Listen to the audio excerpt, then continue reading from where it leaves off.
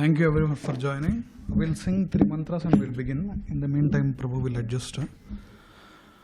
Hare Krishna, Hare Krishna, Krishna Krishna, Hare Hare, Hare Rama, Hare Rama, Rama Rama, Hare Hare.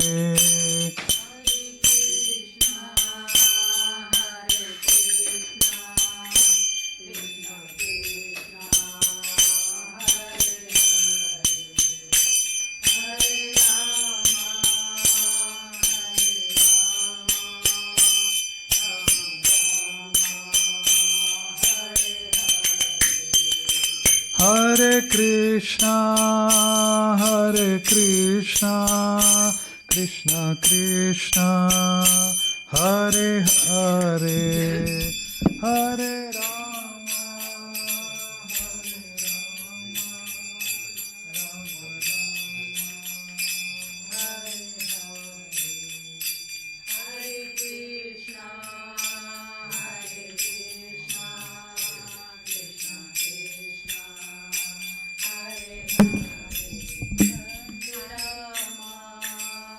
Hare Rama, Rama Rama, Hare Hare. Om Ajnanatimidandhasya Gnananjana Shalakaya Chakshurunmilitam Yena Tasmai Sri Gurave Namaha. Sri Chaitanya Manobhishtam Sthapitam Yena Bhutale Swayam Rupa Kadamahyam Dadhati Swapadantikam. Jai Sri Krishna Chaitanya Prabho Nityananda Sri Advaita Gadadhara Sri Vasadi Gaura Bhakta Vrinda.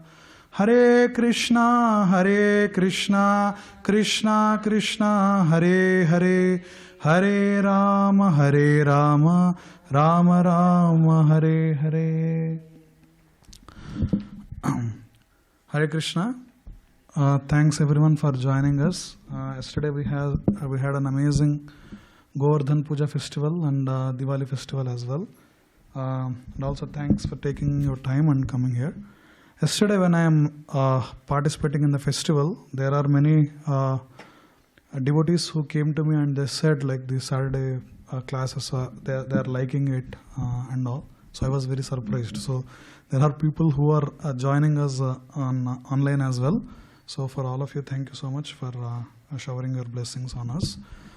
So this year, like I think I said in last time, we have done an entire series of Bhagavad Gita.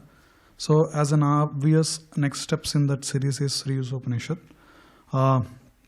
We went through the introduction of Isopanisad. So in the introduction, we have went through like how Isopanisad is one of the 11 or 12 principal Upanishads that are given in Muktikopanishad. So we went through like in the introduction itself, like what is Veda? Veda comes from the root word of vid, that is knowledge. And in the manner of like, okay, there is knowledge, there is an absolute knowledge. And also we have discussed about how that knowledge should not be changing through the course of time, so on. So, that there are like two ways of approaching that knowledge. One is like a top-down approach. One is like a bottoms-up approach. That is, there are like two like ways you can obtain that knowledge. That is, one is Aroha Panth and another one is Avaroha Panth. Aroha Panth is like you try to gather evidence and then you build up this knowledge and you try to obtain, okay, what is that highest knowledge that I can get. So that is Aroha Panth. Avaroha Panth is bottoms approach, where you are given the knowledge about the cosmos, the meaning of life, what are we, what is this universe and so on. And then we try to observe whatever that is there through that knowledge that is coming through a bona fide authority. This is Avaroha Panth.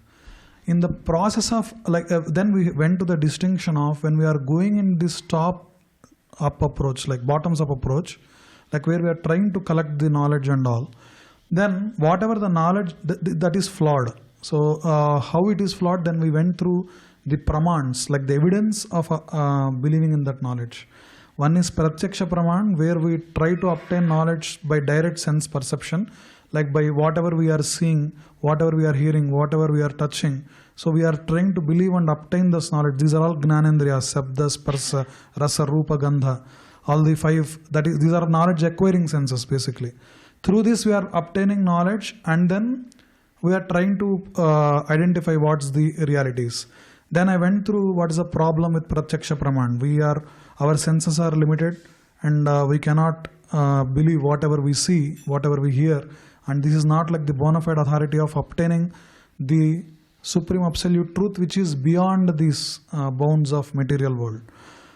So then another one is like Anuman Praman. I went through the example of plague, and actually Anuman Praman is by hypothesis, or like by guesswork or speculation, whatever is. Usually the scientific process is based on that.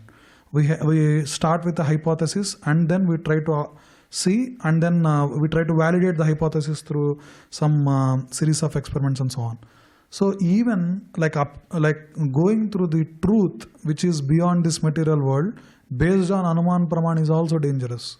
One of the example I gave is about the outbreak of plague, where initially people thought like cats is the reason why the plague outbreak is happening, and to control it, people started catching cats and killing it, mass killing of cats. But later it is observed that the rats are the problem. And so because that's why when they are catching cats and killing it, the disease increased. So this is the problem with guesswork. And I will tell what is the problem in spiritual life going by the guesswork. We'll go through that point there.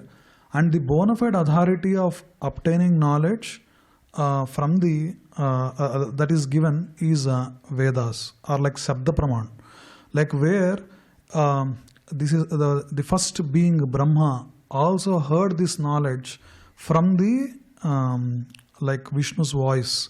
That is how he'll hear it.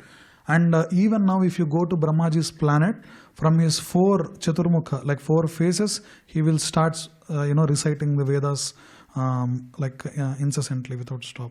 And Upanishads, these are all. So these are the pramans where we can take the knowledge. That is that we saw last time. And one of the main points that we discussed in the last class is about based on the sense perception and Anuman Praman, why we should not go, like why in the Vedic process that obtaining knowledge is discouraged is because of the 4 defects that Prabhupada gives. One is imperfect senses, tendency to commit mistakes, and what are the other 2? Tendency to commit mistakes, imperfect senses, cheating propensity, and limited senses. So these actually make us fallible to the mode of obtaining this absolute truth, Param Satya. So in this last class we went through why the bona fide authority of obtaining knowledge is by relying on Shastras. So one of the examples that Prabhupada gives is one of the discussion Prabhupada gives in the introduction is Vedas are mother, and this Shruti literature or all the scriptures are like sister, you can say sibling, and God is father, like that. So I think I said this in our previous Gita class as well. Like why this analogy, how we can understand this analogy is, like if even through the pramans just now we spoke, like for example a baby is born and then it tends to spend a lot of time with its mother, and then if you want to know the father, either you can go by Pratyaksha Praman and Anuman Praman by testing every man in that city or country or so on, like DNA testing or whatever, and trying to identify whether this is my father, no, this is my father, no, this is my father. Or there is an easy way to approach it, that is you go and ask mother, who is my father? Then the mother points to the person who is your father. This is exactly what Vedas does. When you are going into this loop of birth and death and all this cycle of birth and death, and you are coming to a point, Athato Brahma Jignasaha, one of the Brahma Sutras says, when you are identifying what is Brahman, like who is, why am I alive, all these questions, like What am I doing? What is death? What is this birth? Janma, Mrityu, Jara, Vyadhi. What are these? If you are trying to make sense of these, then you go and approach Mother, who are like Vedic Shastras, which shows, which point the direction towards who is Father and how to approach him. And so in that like line of discussion, that's why we are engaging in the activities. I also spoke about Bhakti Vedanta, that the process of spiritual life should be a balance of doing devotional service and also getting spiritual education. And that is why up to now we heard like nice kirtans and bhajans about like Lord Hari, and now we are hearing Katha. So that is why even our Foundracharya's name, one of the God brothers have given like Bhakti Vedanta Swami Prabhupada. That's why we need the balance of Bhakti and Vedanta. So Upanishads and Vedas are under Shruti, that is which are obtained through oral reception. And I told also Gita Upanishad, like Bhagavad Gita is part of Smriti, is one where like the sages exalted rishis and all during the 1000-year yajna. They take these breaks and they discuss, they recollect the words of Shruti in the events that are happening around. So that is why Smriti is like a recollection. That's why it's called Smriti. That's why the Puranas are like all the like Mahabharata, all these scriptures that comes out. So these are Smriti literature. Bhagavad Gita, though it is coming in Mahabharata, it is still Shruti, because it is coming from the direct words of lotus mouth of Lord Krishna, who is Supreme Personality of Godhead. And like that, there is also a Nyaya Prasthan. These are called Prasthanatrayi. That is the Shruti, Smriti and Nyaya. Nyaya are like comprising of Vedanta Sutras, where there will be a statement, a logically how an intellect can approach Lord Hari. That is how Nyaya literature comes. So, like Dravida Prabhu repeatedly tells this example in his Bhagavad Gita classes. Like Vedanta Sutra or like Brahma Sutra will be like these statements, and then it will leave to these, the practitioners to, go like to come to that by logic, like the existence of God and everything. Of all the Puranas, Vedas, the topmost Purana that is given is Srimad Bhagavatam. That is, how do we understand? So basically, like how these are there, is for intellectuals, if you directly give, oh, Krishna is the Supreme Personality of Godhead, just worshipping Him and you will perfect your life, for them it's not enough.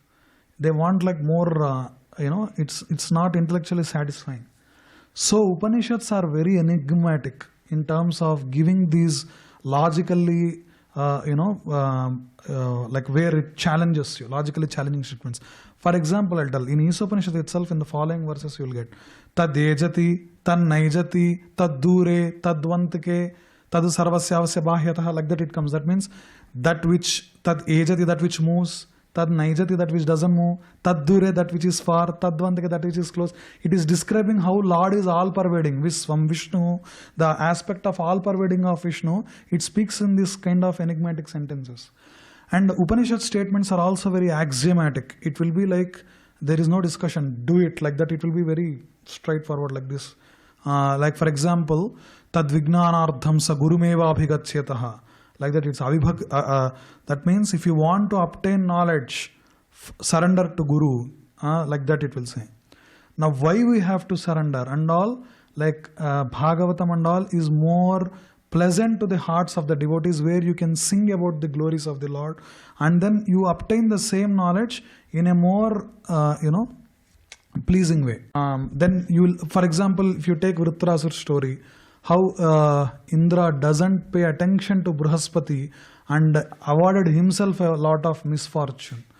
And also so many stories from the story of Dhruva Maharaj. We will see the importance of spiritual master Narada, Prahlad and all. How you can see that by taking an instruction, listening very attentively the words of Narada Muni, how Prahlad, though he is a prince of a demonic kingdom, raise it to topmost sage, but one who is most powerful, who won over all the worlds of earth, like Patal and also the demigods planet, that Hiranyakasipu had to accrue a lot of infamy. These all you will see in more elaborated, detailed manner. But all of them speak of same thing, that there is Lord Hari, that one must approach in a submissive, bona fide way of, and all the discussions will be given. So in Bhagavad Gita also, when we went through, we saw Vedas, Vedayischaham, Ahameva Vedyo. Like that it comes, like I am the compiler of Veda, all the Vedas are speaking about my glories. So even Vedavyas is literary incarnation of Lord Krishna. So all that we'll see. So basically all the Upanishads, everything is speaking about the glories of Lord Hari. So out of that, I think I need to share screen.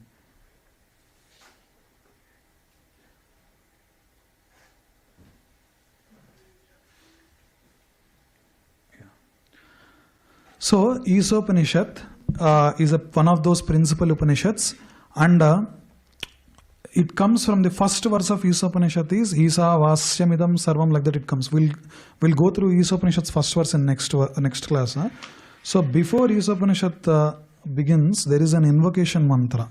This is a very, I think, very famous verse. I will tell, you can follow after me. Om Purnamadah Purnamidam Purnat Purnamudachyate Purnasya Purnamadaya Purnamevavasishyate. So, what the invocation mantra this is saying, this is from another Upanishad. So, this invocation mantra, what it is saying is Om. Om is the pranamam, like Bhagavad Gita, Krishna tells, he is the pranamosmi, like that he'll tell. I am the transcendental Om, he says. That is, pranavam means prakriti. Nava means one, by understanding which or by chanting which you can transcend the prakriti or the material world and go to spiritual world. So that's why the highest stage of attaining Om is uttered by this, like you can see, Hari Hi Om, they say. That is, Hari is Om, that's it. It means. So Om is that pranavam, that complete absolute, Srila Prabhupada says, complete whole. Purna Mataha, we'll go through word by word and we can see. So Om, the complete whole. Purnam, the perfectly complete. Adaha, that. Purnam, perfectly complete. Idam, the phenomenal world. Purnat, from the all perfect. Purnam, the complete unit. Udachyate is produced. Purnasya, of the complete whole. Purnam, completely all. Adaya, having been taken away. Purnam, the complete balance. Eva, even. Avasishyate, is remaining. That means Om Purnamadam. O Purnamataha, Purnamidam. Purnat Purnamudachyate. That means, Prabhupada will tell. So the personality of Godhead is perfect and complete, Purnamadam, Purnamataha. And because he is completely perfect, all emanations from him, such as this phenomenal world, are perfectly equipped as complete wholes. So it's Purnamidam. Purnat Purnamudachyate. So from that completely perfect, these emanations are which are coming from him, this phenomenal world and so on, are perfectly equipped as complete wholes. So, and then whatever is produced of that complete whole is also complete in itself. Purnasya Purnamadaya Purnameva Avasishyate. Because he is the complete whole, even though so many complete units emanate from him, he remains the complete balance. That's what the translation says. So, you can see in material world, it has always this diminishing nature. Like for example, you have this, like if I give you some atta, like a flour, then if I ask you to make puris, based on the amount of flour I give and the puris are being made, the flour gets finished. But from that complete whole, from the Isopanisad, this invocation mantra, what we understand is that Mahavishnu, when he is emanating thousands of universe from his sweat pores, it is given in Srimad Bhagavatam, after every cycle of annihilation and creation and so on. So Mahavishnu will be like sleeping on the ocean, and like he will be like that's breathing. From the breath, like all the universes are created and they are going back. All are created and they are going back.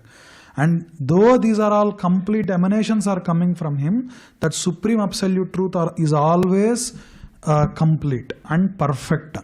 And you can think, like, if you want to logically understand this, Chaitanya Charan Prabhu gives this example. Like, for example, you have a series of natural numbers 1, 2, 3, 4, 5, so on. How many numbers are there? They are infinite. If I ask you to give the series of even numbers 2, 4, 6, 8, they are infinite. And if I give you to ask you to give odd numbers 1, 3, 5, 7, so on, or prime numbers, they are all infinite series. How from that infinite series they are all subset, but these are all are also infinite series that are there. This is an example he gives, but we can understand that Lord is complete and perfect, though these perfect emanations are coming from him. So one of the like Srila Prabhupada in the purport gives 5 paragraphs. Each has one theme. I will go through this. The first paragraph, I think you can see it. Yeah. First paragraph, what Prabhupada speaks is about how Supreme Personality of Godhead is the complete absolute truth. The complete whole, or the Supreme Absolute Truth, is the complete Personality of Godhead. Realization of impersonal Brahman or of Paramatma, the Super Soul, is incomplete realization of the Absolute Complete. The Supreme Personality of Godhead is Satchidananda Vigraha. Realization of impersonal Brahman is realization of his Sat feature, or his aspect of eternity. And Paramatma realization is the realization of his Sat and Chit features, his aspects of eternity and knowledge. But the realization of Personality of Godhead is realization of all transcendental features, Sat, Chit and Ananda, bliss. When one realizes the Supreme Person, he realizes these aspects of Absolute Truth in their completeness. Vigraha means form. Thus, complete whole is not formless. If he were formless, or if he were less than his creation in any other way, he could not be complete. The complete whole must contain everything both within and beyond our experience, otherwise he cannot be complete. So, any yogic who is practicing either the reaction-free Nishkama Karma Yoga, as I told in the last chapter of Bhagavad Gita, or Gnana Yogi, or Bhakti Yogi, they are actually seeing the same truth in a different angles. And Prabhupada is addressing what those angles are, what those features are that these different yogis are perceiving. That is, first, if you are in the material realm and you are engaging with the sense objects and so on, the Nishkama Karma Yoga is prescribed, where you are going up in terms of elevating yourself by Sakama Yoga, practicing Nishkama Karma Yoga. That is, then you will meditate on the Brahman aspect.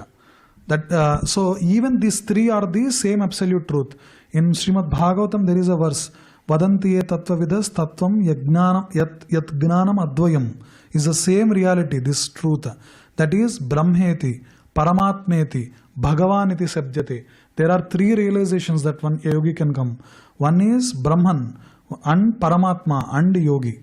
So Srila Prabhupada is giving that. How? By doing reaction-free Karma Yoga, you are actually elevating yourself to come to the Brahman realization, where you are meditating on the Sat aspect of this Supreme Absolute Truth. And Sat is eternal. And then you take the Gnana Yoga and then cut off all the attachments and so on, and then transcend to Paramatma future. That's why dhyana avastita tad gatena manasa pashyanti yam yogino.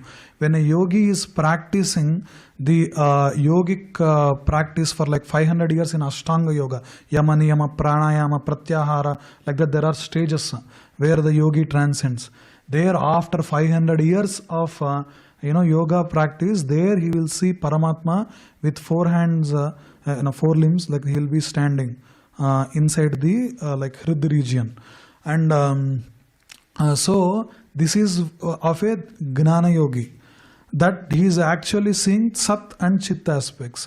Then, but one more realization than that is of realizing the Sat Chit Ananda aspect, where so this is like a negative axis. The negative axis is engaging in the material world with all these gross things and thinking that happiness is here. So cutting it off and coming to a neutral platform, that is Brahman realization. And then Paramatma realization is from negative axis you are transferring to the neutral axis, and then going to the personal aspect of Lord Hari, where the Brahman is not only just happiness giving, Paramatma not only just giving the immense Sat and Chit knowledge as well, but you start engaging in the exchange of love with that supreme absolute truth. That is when you get the complete realization of Sat Chit Ananda.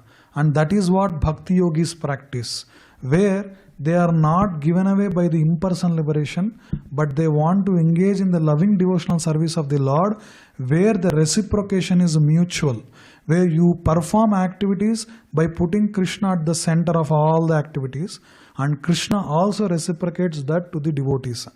The example that we can understand these three were given in terms of like sweets, like for example, if nice prasadam with so many sweets, like yesterday we saw there are like so many sweets are being made for offering to the Govardhan hill.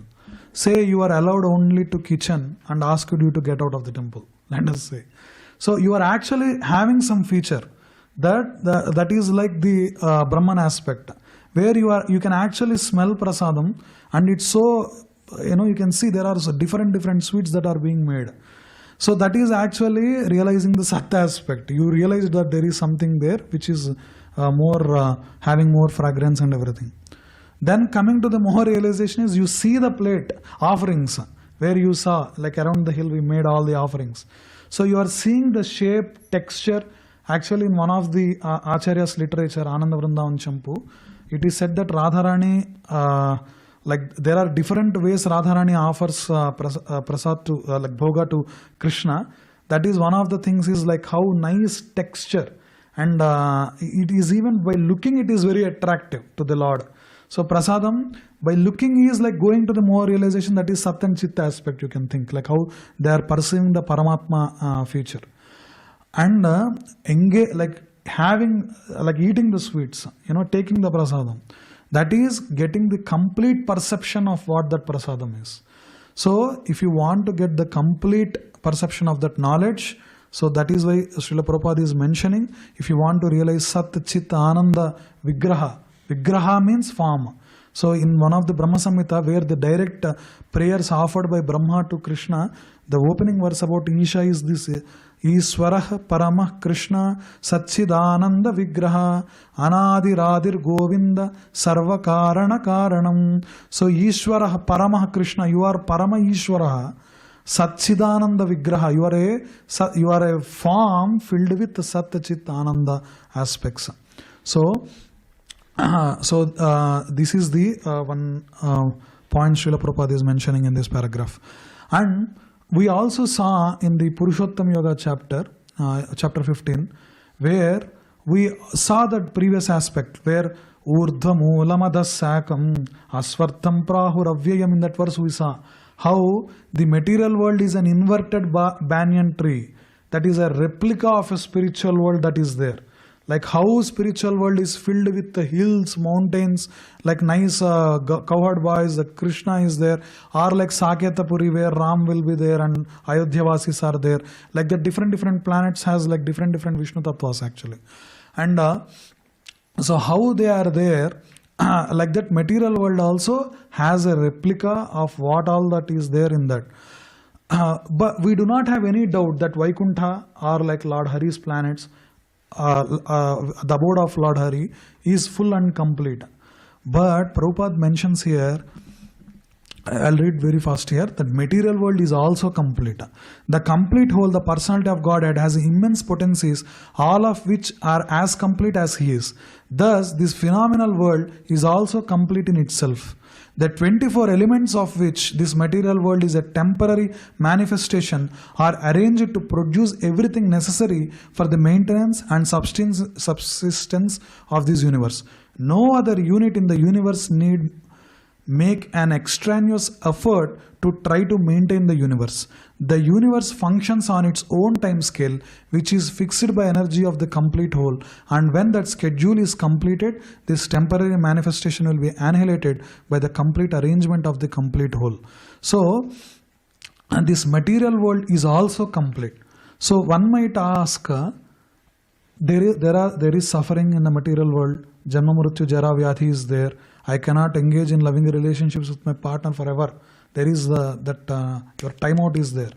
And like that there is disease, there is old age, all these things are there. And also there are threefold miseries that we accrue through. Adi Daivika, Adi Bhautika, Adhyatmika.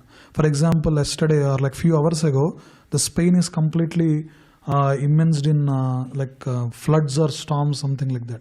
Complete Spain was, so that is like Adi Daivik. And there is Adi Bhautika, which is trouble by other living beings, and Adhyatmik, by one's own self. Sometimes we take ourselves very strong, very hard on ourselves. Internally we'll have negative talk which will manifest into tamogonic aspects like depression and other things. This is Adhyatmik. So all these sufferings are there. Then how is the material world complete? The sufferings in the material world makes material world complete. That is, the whole material world is actually a perfect place, and also the body is a perfect instrument given to us to finish our business here and go to the permanent spiritual world.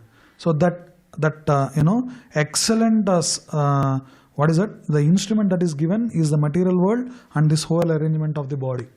I told in the introduction class also how a human life is differentiating from the other animalistic beings by asking these questions of inquisitiveness. And also our body and this material world is perfectly given to us to engage 9 process of bhakti. To sing, to speak, to speak of Lord's glories, to do service, and to engage in these festivities, and putting all the activities as Krishna and Radha as the center. This material world is given. To cook we need the ingredients. That's why we have like patram, pushpam, phalam, toyam. These are there to nicely make like nice nectars and delicious sweets for the pleasure of the divine couple. So all these are there is for the sake of Lord. That's why when I was speaking about the Karma Yoga chapter, Bhagavad Gita chapter 3, we see these verses actually. Yagnardhat karmanaha. Any activity that one has to perform should be for the pleasure of yagna. And yagnardhat karmanaha anyatra lokoyam karma bandhanaha. The danger of doing any other activity or in any other mood that is for enjoyership or for proprietorship and all, you are bound to the cycle of karma where you will accrue either like temporary happiness or distress, and you will keep oscillating in this cycle forever. So yagnardhat karmanaha, Bhagavad Gita says, that is, one has to perform karma for the sake of yagna only. Then you will ask, what is performing action for the sake of yagna? Then you will go into these Shruti mantras. Yagno vai Vishnuhu, yagna eva tatah pratishtitah, Vishnave swaha, yagna yaswaheti. Like that Narayana Gayatri will come. That is, yagno vai Vishnuhu, yagna is Vishnu. Yagna eva tatah pratishtitah, yagna is where it's called as Lord Vishnu's mouth. So basically, all these sages, what they offer these offerings and all through Yagna Kunda reaches to the demigods through the mouth of the Lord Vishnu. So all these activities, it need not be literally sitting before and putting like ghee in the fire. The Japa Yagna that we do, the offering of like kirtans or bhajans that we do, these are all offerings for the pleasure of Lord Hari. So all the talents are being engaged in the service of Lord Hari, and through this we purify ourselves and then realize what is ourself. That is what the actual self-realization a Bhakti Yoga goes through, and that is how we go back to Godhead. And that is why the material world by the pessimists or atheists might be seeing as like a jail. It might be appearing for them as imperfect.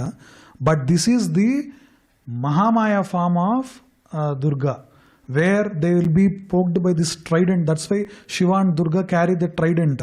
The three are like the three Adidevika, Adibhautika and Adhyatmika kleshas, where it keeps hurting when you are trying to lord over the material world. To remind again and again that Lord is the next verse, next Saturday we will speak. Isa Vasyam Idam Sarvam, it comes exactly in that line, that everything belongs to Lord Hari.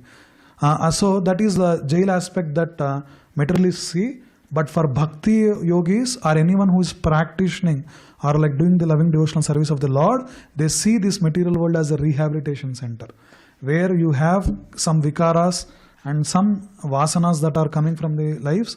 But by dovetailing our aspects towards activities around Lord Krishna, we purify our existence and go back to the spiritual world. So if you are approaching material world in the desire to enjoy, then you will be poked by the trident of Maya Devi. Otherwise, this is a perfect world where we can perfect ourselves. Even actually, the demigods aspire to take birth in the world. There are like Trividha, they say, three worlds they say. That is one is the where we are all there. That is the Bhuloka. But the top seven are like all the demigods will be there, and the bottom are the where the demonic personalities will be there. When you are in the bottom, like Atala, Sutala, Tala, Atala, Rasa, Atala, Patala, like that, there will be 7 below and 6 above. These bottom planets are constantly tormented by the sufferings more and more because they have turned away from God. The top ones are completely immersed in the sense gratificatory activities. You can see from Indra and other people, Gandharvas also, that they do not get the need of coming to Lord Hari and engaging in the devotional service because they are so much in the sense gratification. That's why we should not be, the material world is so perfect that these are very balanced. And the next paragraph, Prabhupada says, the human form offers complete facility. Where here the discussion of 8.4 million species of life, I told last time, and the facilities and the faculties are given to the human form to perceive that complete absolute truth. And many of the people who listens about the yogic process, they think like the real enlightenment is like seeing some light or like those things. But after like going through the like what Bhakti Yogi sees is that the real enlightenment is having that coherent understanding of what I am, what myself is, and what my relationship with God, and then engaging in the activities of God and aligning your life in those instructions. So that is actually the real enlightenment. That's what Prabhupada mentions here. And also one point Prabhupada mentions here is sense gratification is illusory completeness. Because we do not know that there is a complete arrangement in the nature for our maintenance, we make efforts to utilize the resource of nature to create a so-called complete life of sense enjoyment. Because the living entity cannot enjoy the life of senses without being dovetailed with the complete whole, the misleading life of sense enjoyment is illusion. The hand of a body is a complete unit only as long as it is attached to the complete body. When the hand is severed from the body, it may appear like a hand, but it actually has none of the potencies of a hand. Similarly, living beings are part and parcel of the complete whole, and if they are severed from the complete whole, the illusory representation of completeness cannot fully satisfy them. So Srila Prabhupada is mentioning very important point that what Shastras are teaching is that to be to realize that you are part and parcel of Lord Hari. Krishna tells in Bhagavad Gita, Aham sarvasya prabhavo mattah sarvam pravartate. From I am sarvasya prabhavaha, I am the master of everything, Lord of everyone and everything. From me comes everything. So we should realize that part and parcel of Krishna. So that's why though we are also Satchidananda form, but we are Anu, but Lord is Vibhu. And that is why we should always meditate on that aspect of Satchidananda form of the Lord, and also how He is and we are actually part and parcels of Krishna. So there is a statement said by Chaitanya Charan Prabhu also. A Bhakti Yogi lives that we are a part of Krishna, not apart from Krishna.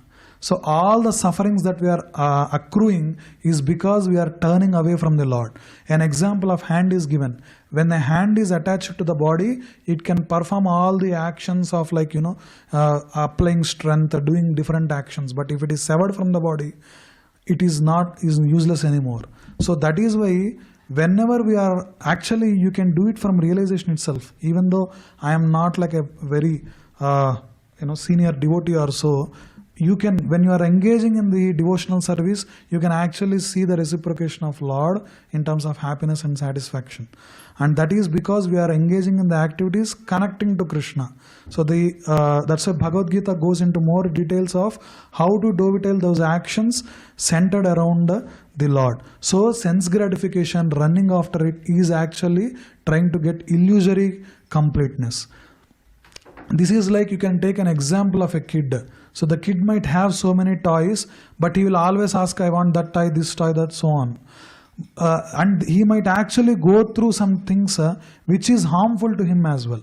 Like for example, if you keep a diya or something, a small kid may run towards it to catch it. But catching it actually harms his skin. So like that, mind also runs after all these cravings and these mirages of material world.